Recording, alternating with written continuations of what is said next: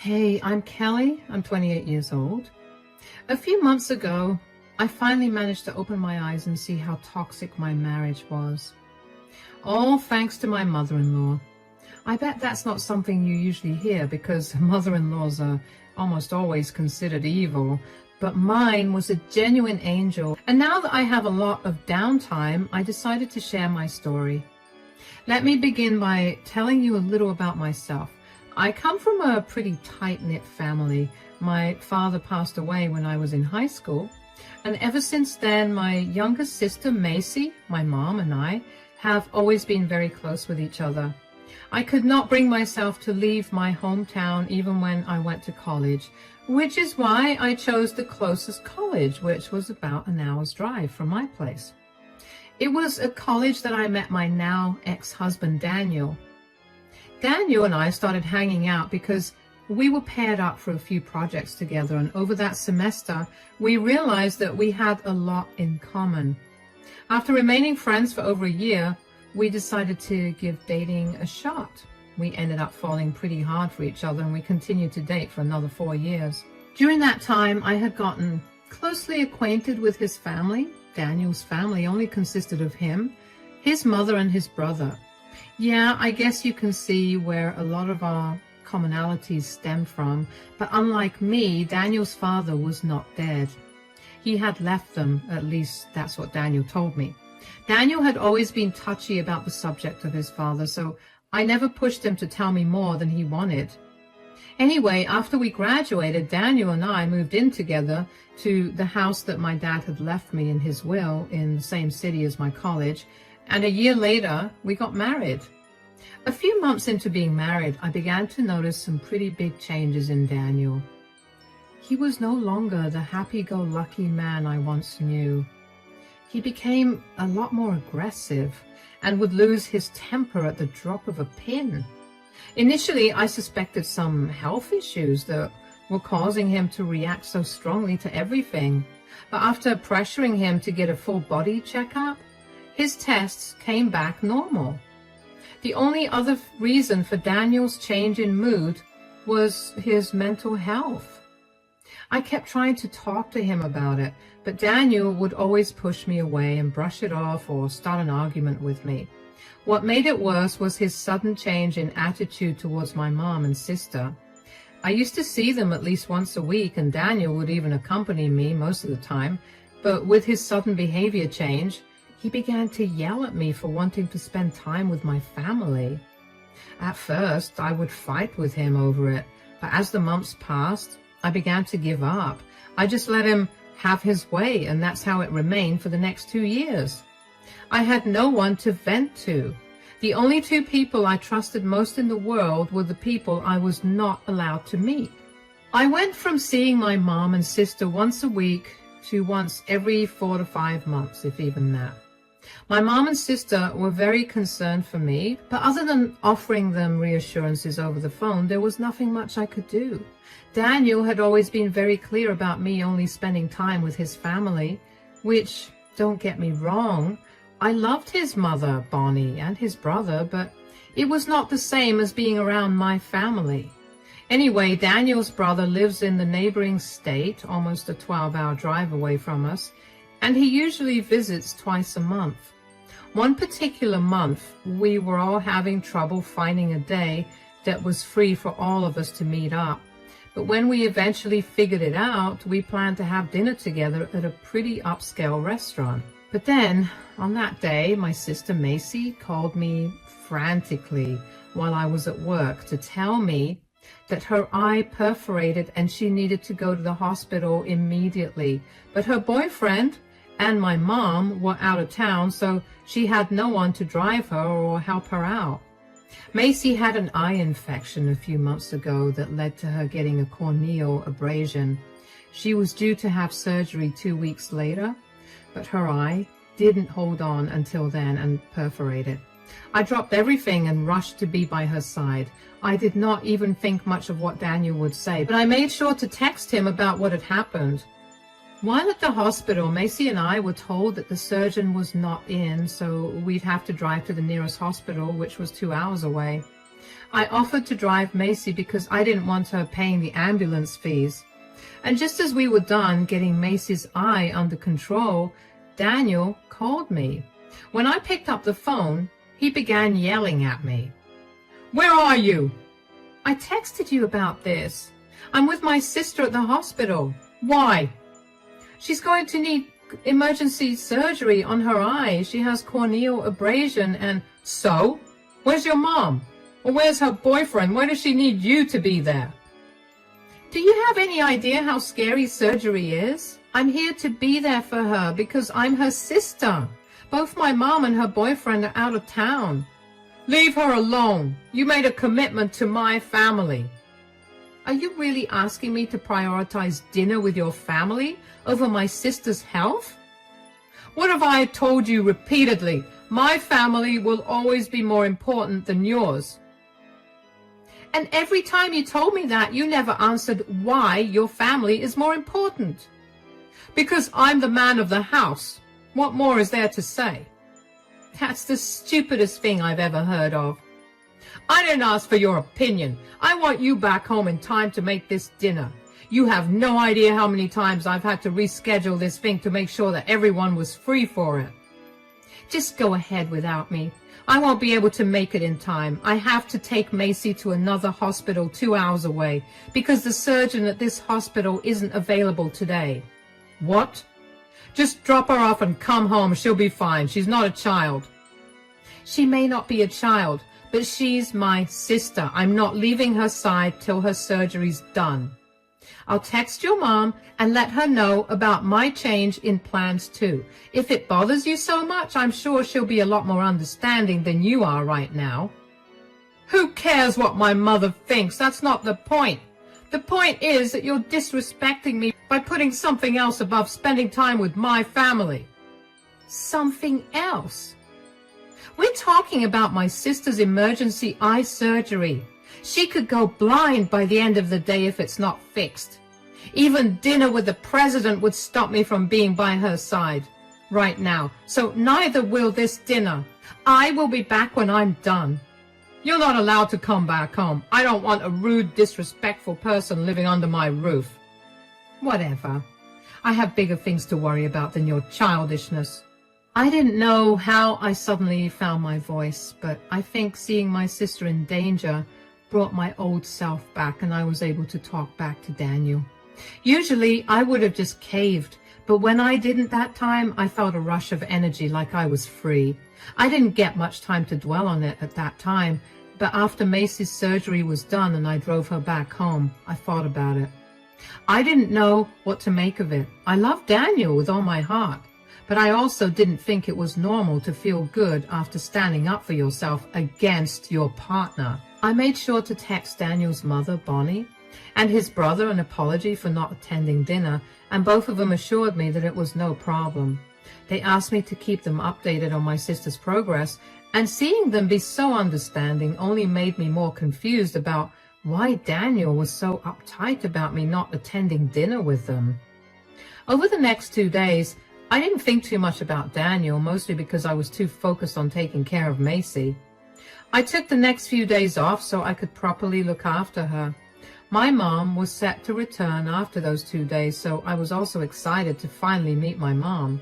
When I did have some downtime, though, I did feel hurt that Daniel never made an effort to call or reach out to me when I didn't go back home.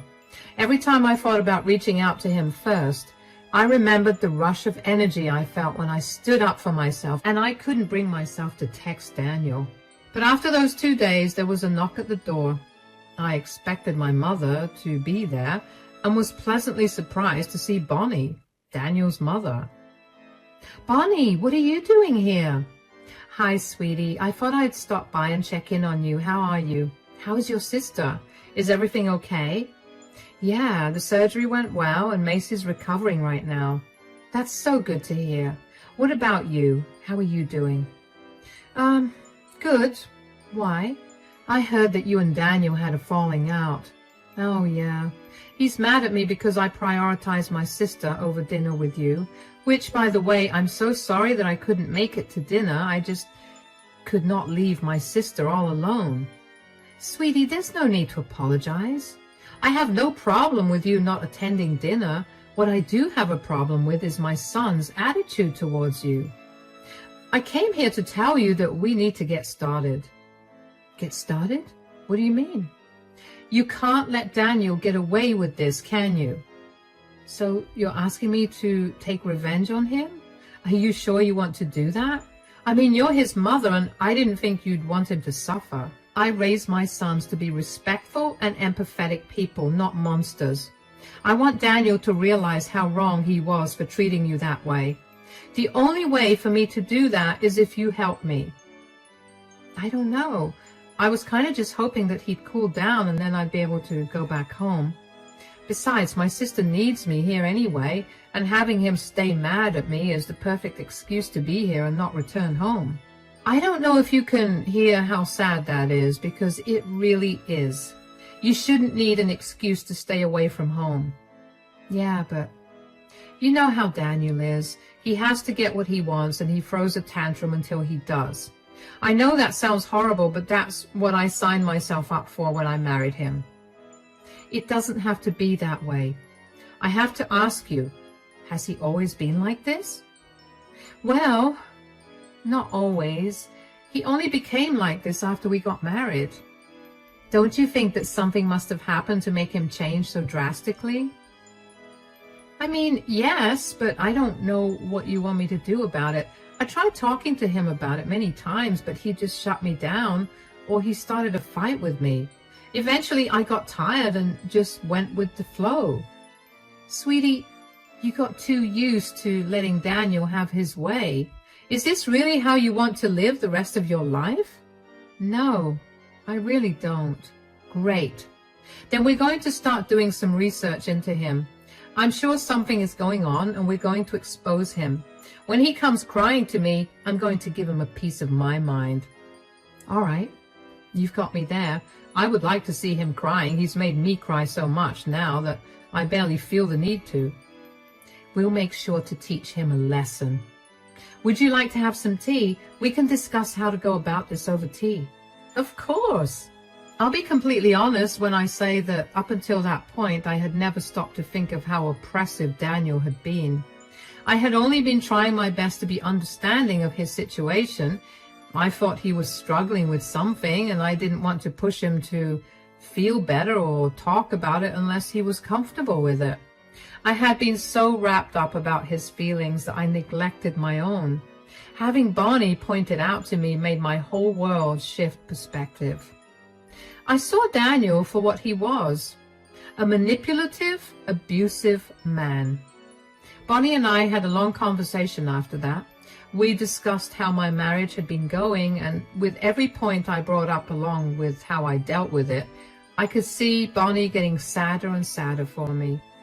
It was a wake-up call to take better care of myself.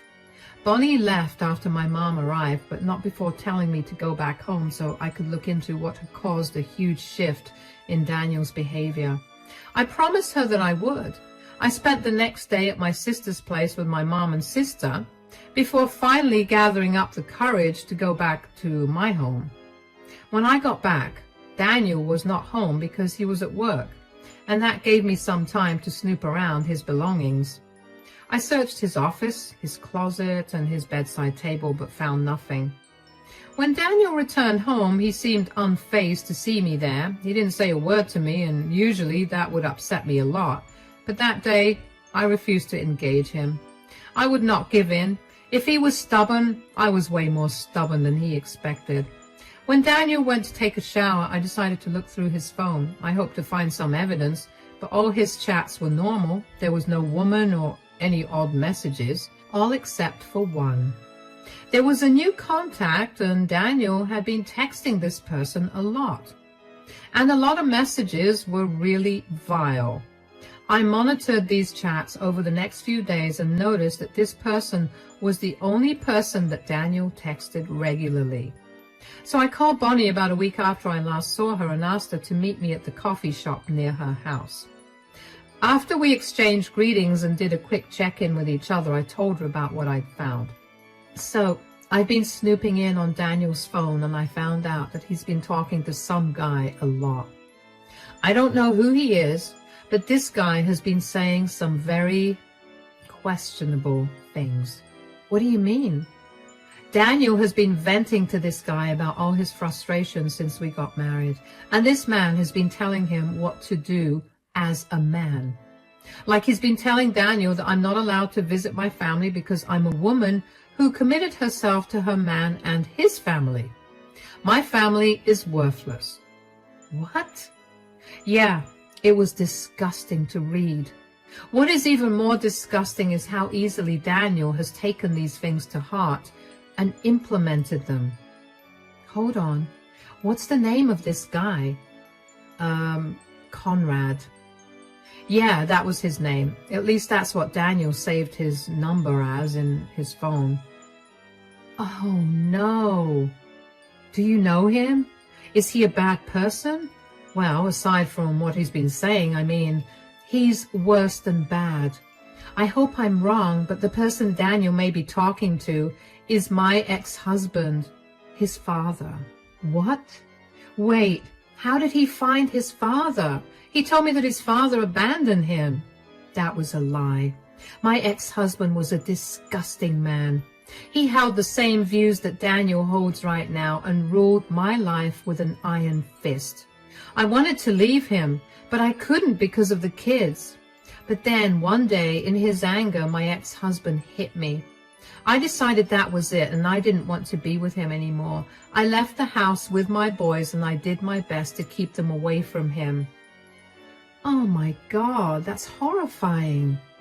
Well, not as horrifying as knowing that Daniel got in touch with my ex. I don't think this is going to go well, Kelly. Maybe we're in over our heads. No, we're going to teach Daniel a lesson. Now, he's hurt you too, and he needs to learn what family really is. He needs to see that the very family he forced me to put above everything and everyone else has no problem turning their backs on him. He needs to learn that there are consequences for hurting others. But what do we do? It's simple. Daniel clearly seems like he idolizes his dad right now. Daniel meets his dad at the bar a few blocks down from my place every weekend. We can go and confront him there. He worked really hard to hide his interactions with his dad. I mean, he saved his contact with his dad's full name and never called him Dad in the chats. I'm sure he'd hate for you to see him with his father. And then I'll also hand him the divorce papers. I don't think he'll make the divorce easy for you. I hope you know that. Don't worry about that. The house and all the furniture in it is completely mine, and everything else he can take, which is technically only his stuff, so he can try to make the divorce hard, but it won't do anything. All right, let's get you to a divorce lawyer as soon as possible. I was shocked to find out the truth behind Daniel's father, and even more shocked that Daniel would willingly associate himself with a man who hurt his mother. Bonnie was quite literally one of the kindest people I'd ever met, and I could never imagine hurting her like this. Bonnie tried to act strong, but I knew that on the inside she was heartbroken, and that only made me want to hurt Daniel more. Over the next week, Bonnie and I started the filing process for the divorce, and when I got the divorce papers in my hand, Bonnie and I made our way to the bar where Daniel frequented to meet his father. We immediately spotted them, and before I could stop myself, I approached them. "Enjoying yourself, Daniel?" "What are you doing? Mom, why are you here?" "Oh, wow. Would you look at that? My ex-wife returned. I told you you'd come back. You're pathetic and weak like that." "I'm not returning to you, Conrad. I'm here for my son. Why have you been filling his head with garbage? Didn't you do enough damage to our family? You had to fill Daniel's mind with that garbage?" "Garbage? What I speak is the cold, hard truth. But of course a woman like you will never understand that because you don't have the intellect to." "Do you seriously think that you're intellectually better than me? You don't even have a college degree and you can't stay employed for more than 3 months. People just cannot seem to stand the power of my masculinity. The whole world is going to the dogs. There are no real men left, and I was just teaching my son how to be a real man.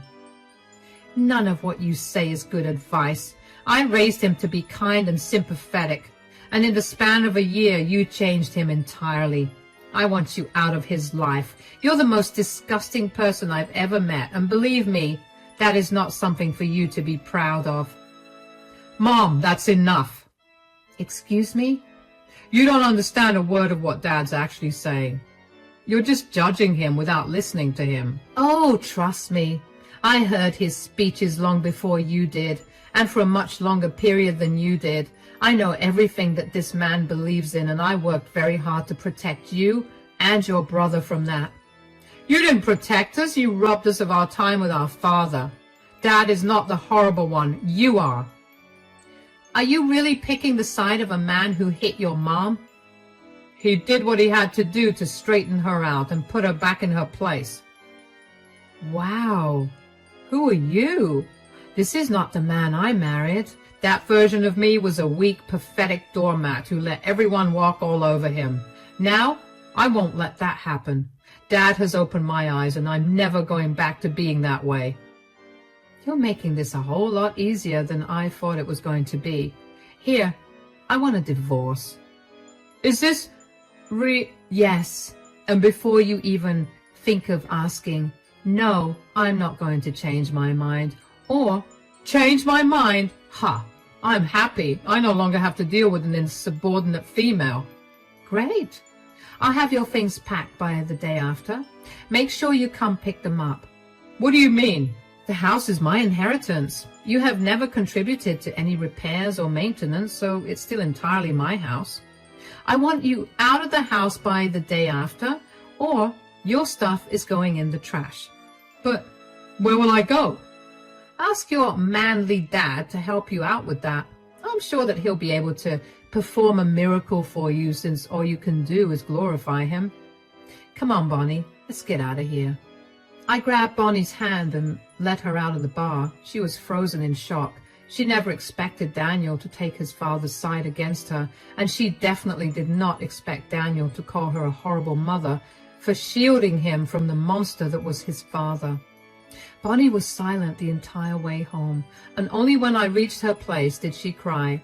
I hugged her and did my best to comfort her. We talked for a while, and in the end she decided that she was going to disown Daniel and move to stay with her other son. I was glad that she would be getting out of that place that reminded her of her past and of Daniel. The months following that were nothing short of a nightmare. Daniel made the divorce process unnecessarily hard. He wanted to contest everything, even the things that I was willing to give up. He also tried to get me to pay him $10,000 for all the money he spent on groceries and other miscellaneous expenses while he was living in my house, without which he said he wouldn't move. Thankfully, since that money was his personal expense, I had no reason to pay it, and he had to move out. The divorce didn't take much longer after that, and after almost a year of going to court, the divorce was finalized. I was finally free. I even had a celebration party for it, and I invited Bonnie and Daniel's brother to attend it as well. For a few weeks, everything was quiet. I was getting used to being alone at home.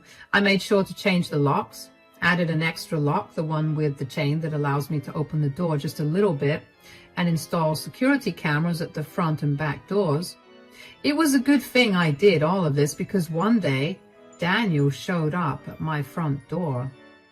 He looked disheveled and like he hadn't eaten or taken a shower in weeks. I had no idea where he was living, nor did I care. I kept the chain lock on and only opened the door a smidge to talk to him. Yes, what do you want? I made a mistake. Is that so? I'm so glad you recognize that. Now, if you'll excuse me. No, wait. Aren't you at least a little curious as to why I'm saying I made a mistake? Not really. The day I asked you for a divorce, I stopped caring about you. You showed me your true colors, and I was done letting you get away with everything just because I loved you. I know you're mad and upset, but I'm sorry for the way I treated you. My dad got in my head, and I guess it's because I never got to experience a father-son relationship ever. I should never have tried to find the man. I lost my wife and my family at the same time with that mistake. Is there any chance that you could forgive me?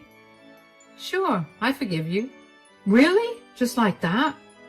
Forgiving you doesn't mean I've forgotten about how easily you got manipulated and you complied to treat me like I was nothing. I'm forgiving you for my sake, not yours. That's fair, I guess, but I'm in a really rough spot right now. Could you help me out?